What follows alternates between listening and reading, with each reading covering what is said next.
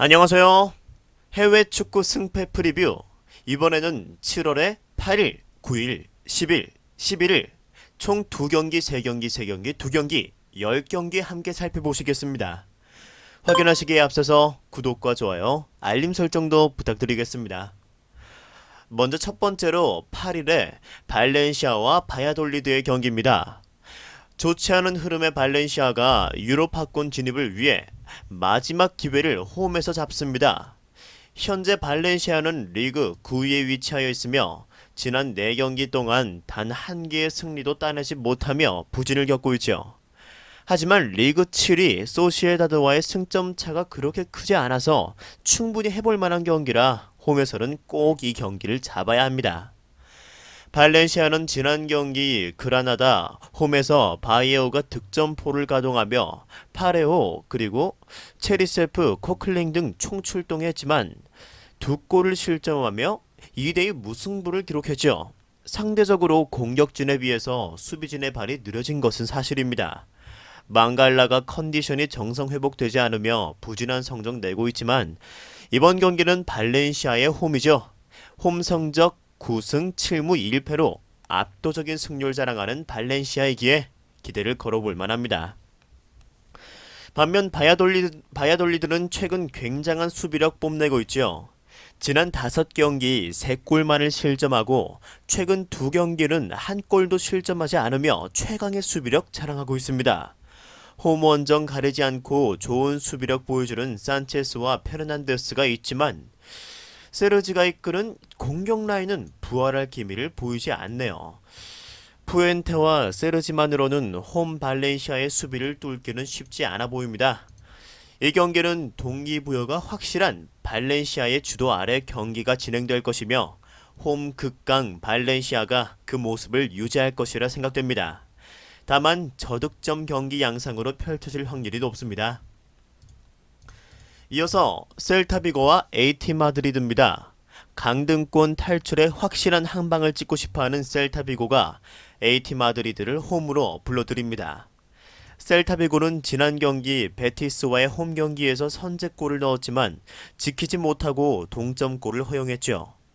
선제골 장면 또한 프리킥으로 어느 정도 얻어걸린 득점이었기 때문에 득점력 부분은 물음표는 항상 따라다니는 셀타입니다. 아스파스와 스몰로프, 하피냐, 요크실루 등이 모두 정상 출전하였지만 어느 정도 강등 탈출이 확정되고 난 후 경기력은 지금 바닥을 치고 있죠. 이번 경기 또한 놀리토가 이끄는 중앙 미드필더 라인이 AT 마드리드의 중원을 상대로 점유율을 이기지 못할 것이 확실하기에 셀타비고에는 승산이 없습니다. AT 마드리드는 현재 바르셀로나 원정 무승부를 제외하면 연승 행진을 달리며 리그 3위를 굳혀가고 있죠. 어느 정도 2위와 4위와의 차이가 있어서 시즌 3위로 마감하는 것이 목표인 듯 보입니다. 코스타와 모라타가 이끄는 공격 라인은 꾸준히 득점을 뽑아주며 문제없는 모습 보여주고 카라스코와 코케가 이끄는 미드필더 라인은 셀타비고와의 중원 싸움에서 압살할 수 있는 그런 경기력 보여주고 있습니다. 게다가 AT의 포백이 이끄는 수비 라인이면 셀타비고의 공격진이 뚫기는 거의 불가능해 보이네요. 이번 경기는 AT 마드리드의 승리로 끝날 것입니다. 이제 9일날 경기로 넘어와서 베티스와 오사수나입니다. 베티스는 지난 경기 셀타 원정에서 선제골을 먹었음에도 불구하고 치열하게 골문을 두드리며 승점 1점을 챙겨오는 데 성공했죠.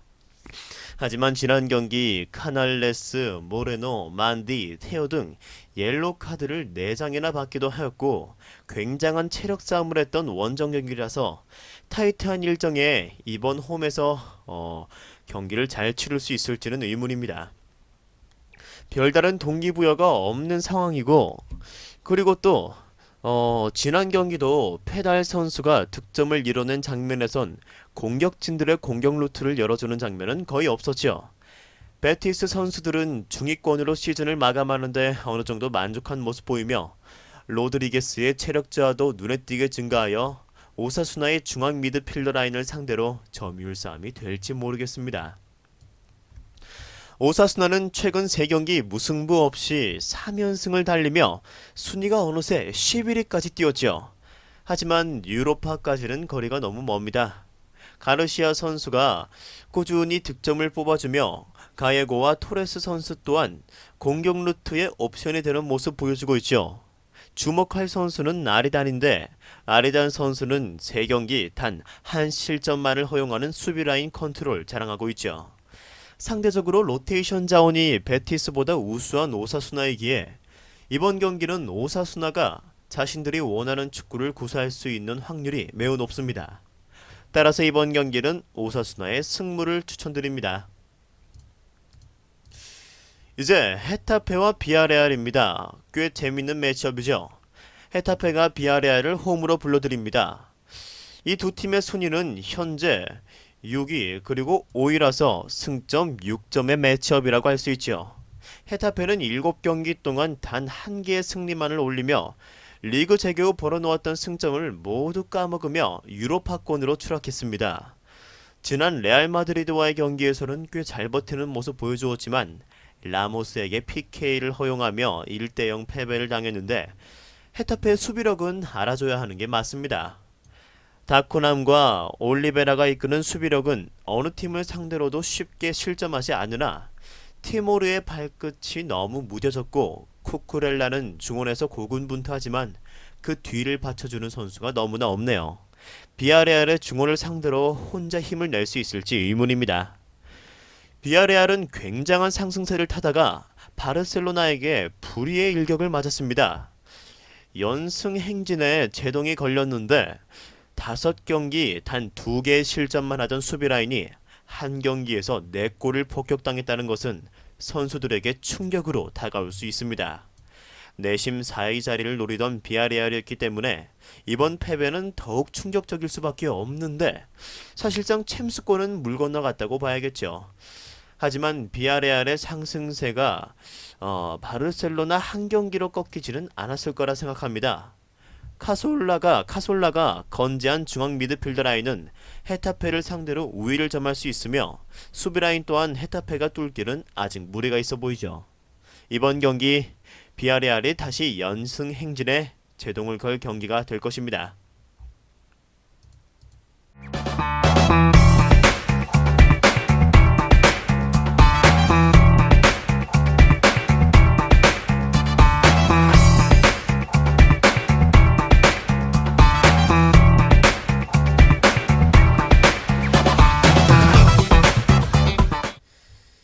이제 바르셀로나와 에스파뇰의 경기입니다. 이 경기는 바르셀로나의 승리를 예측하지 않을 수 없는 경기죠. 지난 비아레알 원정 4골을 폭격하며 부활을 알린 그리즈만과 수아레즈가 홈에서는 더 좋은 모습 보여줄 거라 예상됩니다. 아쉽게도 지난 경기 레알 마드리드 또한 승리를 거둬 승점이 여전히 4점 차이기는 하지만 아직 포기하긴 이르죠. 4경기가 남았기에 아직 무슨 일이 일어날지는 모릅니다. 모든 포지션을 압도하고 있는 바르셀로나의 동기부여 또한 에스파뇰보다는 바르셀로나가 더 높다고 할 수 있는 경기이기에 이 경기 만약 바르셀로나가 승리하지 못한다면 전 세계 축구인들은 큰 충격에 빠지겠습니다. 에스파뇰은 지금 리그 꼴찌로 사실상 강등이 확정되었고 이번 경기 패배한다면 잔여 경기 모두 승리하더라도 강등이 100% 확정되는 경기입니다. 5경기 연속 패배하며 5경기 동안 단 2개의 득점만을 성공시킨 에스파뇰이 캄프누 극강 바르셀로나의 골문을 뚫기는 불가능에 가깝다고 봐야겠죠. 우레이는 패배 아이콘이 되었다고 해도 과언이 아니네요. 이번 경기는 에스파뇰의 강등 확정 경기가 될 것이며 이변은 없습니다.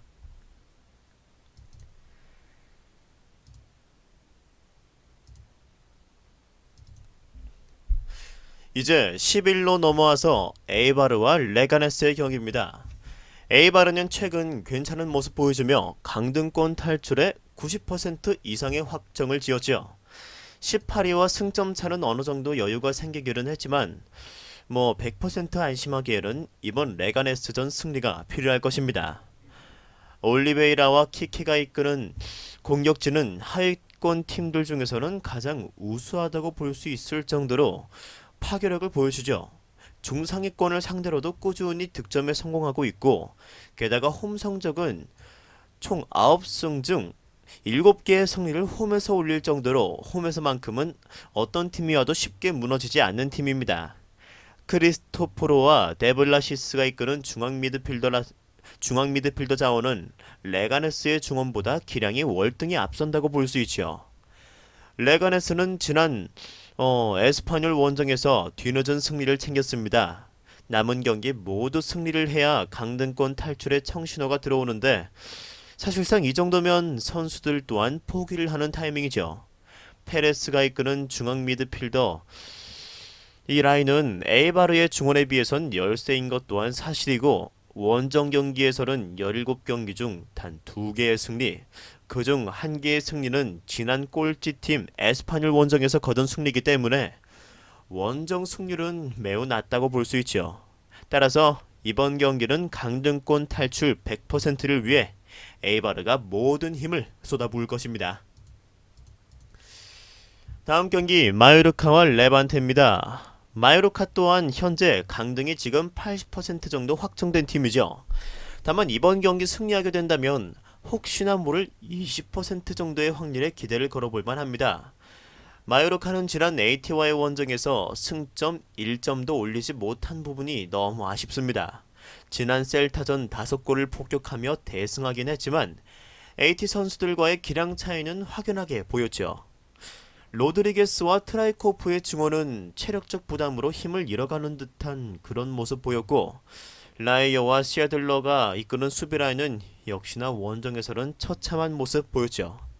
하지만 마요르카는 8승 중 7개의 승리를 홈에서 거둘 만큼 괜찮은 경기력 보여주고 있습니다. 쿠보와 에르난데스가 전방에서 고군분투하며 기회를 노릴 것이고, 원정 성적이 그다지 좋지 않은 레반테를 상대로 결과를 만들어낼 수 있는 경기죠. 근데 레반테 또한 최근 흐름이 중위권 팀치고는 나쁘지 않습니다. 5경기 단 1개의 패배만을 기록하며 훌륭한 모습 보여주고 있는데, 별다른 동기부여가 지금 없는 상황이긴 하죠. 마요랄과 마르틴은 원정에서는 골맛을 거의 보지 못하고 있고, 포스티고와 코크는 수비라인에서 홈과 원정에서 큰 차이를 보이면서 무너지는 경기 또한 종종 나옵니다. 이 개개인의 기량이 순위에 비해서는 크게 차이가 나지 않기 때문에 이번 경기는 마요르카가 아무래도 강등 탈출 20%의 기대를 걸며 매우 열심히 뛰는 경기가 될 것입니다. 게다가 홈 성적이 꽤 괜찮기 때문에 마요르카의 기대를 걸어봐도 좋겠네요. 이제 10일날 마지막 경기 빌바오와 세비야입니다. 빌바오가 세비야를 홈으로 불러들이죠. 빌바오는 홈에서만큼은 아주 무서운 팀입니다. 지난 레알 마드리드와의 홈 경기에서 카세미르와 모드리치가 이끄는 중앙 미드필더 라인을 상대로 코르도바와 무니아인이 꽤 고군분투했고 괜찮은 경기력 또한 보여주었죠. 가르시아가 여러 차례 슈팅을 날리고 카파와 마르티네스 또한 홈에서만큼은 극강의 수비 보여주었지만 석연찮은 PK 판정으로 1대0 패배를 하였죠. 가르시아와 윌리엄스가 골문을 열지 못한 것은 빌바오의 패착이긴 하나 수비 라인은 칭찬해 주어야 마땅한 경기였습니다. 게다가 상대 세비야보다 하루 더 쉬고 경기를 치르는 만큼 체력적 부담 또한 덜할 것으로 보이네요. 유로파를 위해서 꼭 승리가 필요한 빌바오입니다.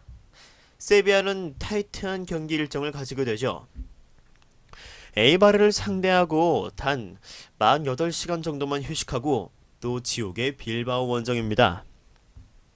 챔스권의 비아레알이 한 경기 미끄러지며 확률이 꽤 많이 올라갔고 어느 정도 이제 굳히기를 들어가야 하는 타이밍이라서 수비적으로 나올 확률이 매우 높습니다.